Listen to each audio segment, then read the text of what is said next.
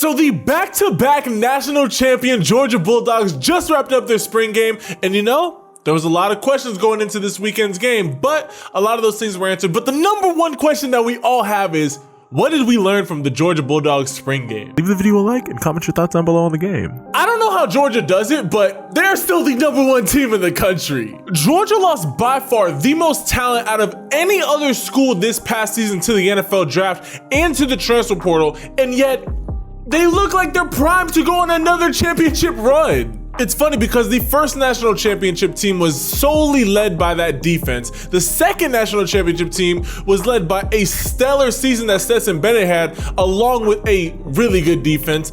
This year's team has a completely different look to it. Starting it off, going to this weekend's game, the number one question that everybody had was, who is going to be the successor of Stetson Bennett? The two obvious candidates going into this weekend's spring game were Carson Beck and Brock Vandagriff, and Gunnar Stockton had a long shot of being able to go out there and really show that he had some skill as a younger player. However, by far and away, Carson Beck grabbed that QB1 job by the throat and said, this is my job. Nobody else is taking this. Carson Beck was throwing some absolutely beautiful throws out there. Finishing the day 13 of 18, throwing for 211 yards and 1 touchdown, Carson Beck put on an absolute clinic out there. You know, going into the Georgia Bulldogs' third shot at a national championship, everybody was just saying, you know what, you just need a guy to, you just need the valet parker. You just need the guy who's like, hey, just get it to parking and then get it back to me. I don't need you out here going and trying to do nothing fancy. Just drive the Ferrari well. Carson Beck is a legit NFL caliber quarterback. Standing tall, delivering absolute strikes, going out there and just putting some beautiful touch on passes. Carson Beck, to me, quite easily solidified himself as being the number one quarterback for the Georgia Bulldogs.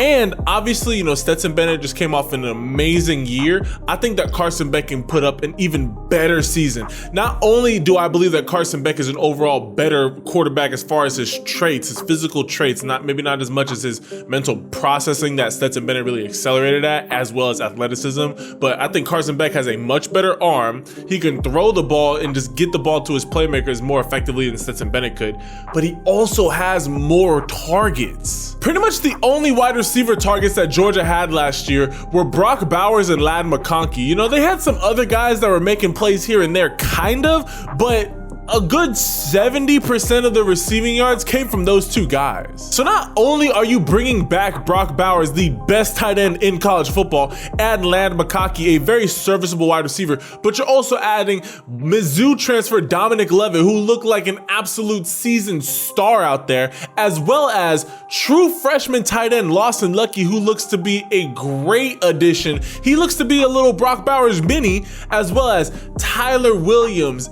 There were so many freshman wide receivers that were putting up some very solid stats, and we'll get to the Georgia freshmen here in a second. Actually, we're gonna talk about the freshmen right now. The Georgia Bulldogs, you know how I said, you know, the first national championship team was led by that amazing defense and their offense was kind of slacking. The second year, the offense picked it up and the defense regressed a little bit, but not much. This year, I think that they're going to have a very interesting class because this is one of the youngest classes that Kirby Smart is going to be fielding, but they might be one of the most talented. I mean, pretty much just take Georgia's 2022 and 2023 recruiting classes, and that's 90% of the players that were on the field. There were very few upperclassmen that the Georgia Bulldogs are bringing back, which it just makes sense. Georgia is one of those programs that, you know, you don't stay there for 4 years. You're either staying there for 3 seasons and going to the draft, or your sophomore, junior year, you're transferring out to go to another school. So it makes sense that there's going to be a lot of turnover. But not only were they fielding a lot of freshmen, but the freshmen were making plays. They were playing at a very high tempo. They did not look lost out there. They looked like a Georgia Bulldogs team. In all honesty, going into this season, I thought that the number one question that the Georgia Bulldogs were going to have to answer is who is going to be their quarterback and how well are they going to play. I think that is nowhere near the top question anymore because Carson Beck has very well solidified that he is going to be a very good quarterback, and he might be a top 5 quarterback when it's all said and done going into the draft this upcoming season, because he can flat out spin it. But the number one question is, how will the Georgia Bulldogs underclassmen perform under the bright light? So if you look at Georgia's schedule, they'd have a very easy schedule. I mean, they don't play LSU and they don't play Alabama. Their toughest game is going to be Florida a little bit later on in the year. Georgia has a cakewalk to a college football title shot as long as the underclassmen are able to perform, keep a calm head, and not let the pressure get to them. They are in a primed position to walk back into the college football playoffs. But when you are putting that much faith into young guys who are very talented, I mean, Roderick Robinson was looking extremely talented out there. Lawson Luckie looks to be, like I said, a baby Brock Bowers. Tyler Williams looks like he's going to be a very solid wide receiver 2 or wide receiver 3. Overall, you have the talent all over the place. I mean, Raylen Wilson, CJ Allen at linebacker were going crazy. Justin Rhett at corner.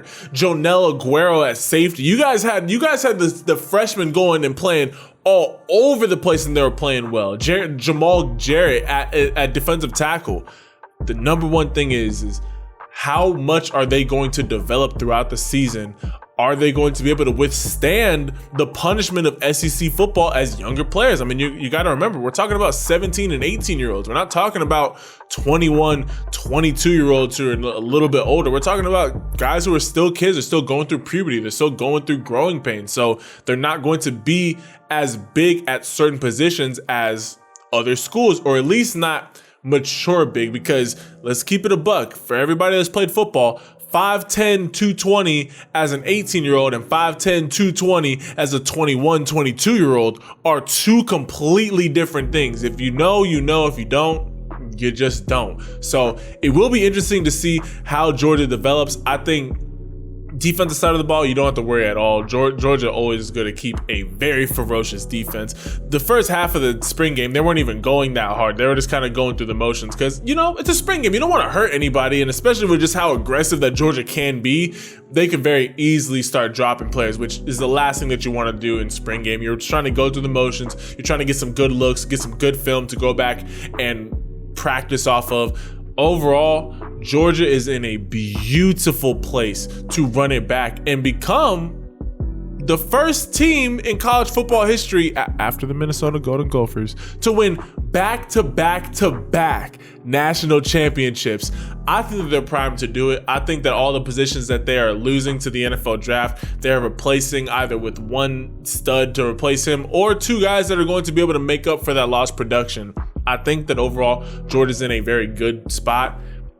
They're just putting a lot of faith on a lot of young guys. But, the players that go to Georgia, they have that swagger. They have that confidence. They know when you're a Georgia recruit and you accept that scholarship, you know what you're getting into. You're getting into top-tier SEC play and college football championships. Not college football playoffs, college football championships. So they know what they're getting into. It's just, are they going to be able to live up to that? But I want to hear from all my Georgia Bulldog fans. I thought that it was an absolute great spring game. Not a whole lot to say about it. It was just good play overall. I think the number one thing was just Carson Beck just absolutely put on a great performance. And then the freshmen were very exciting to watch, and the freshmen showed a ton of promise.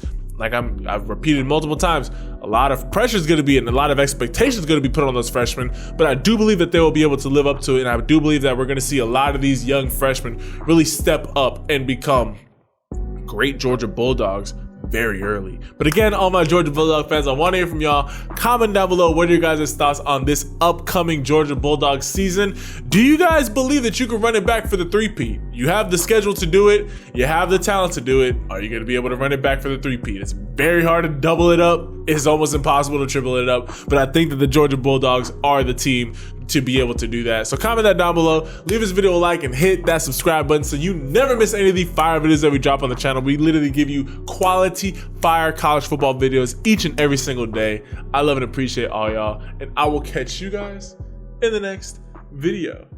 Ciao.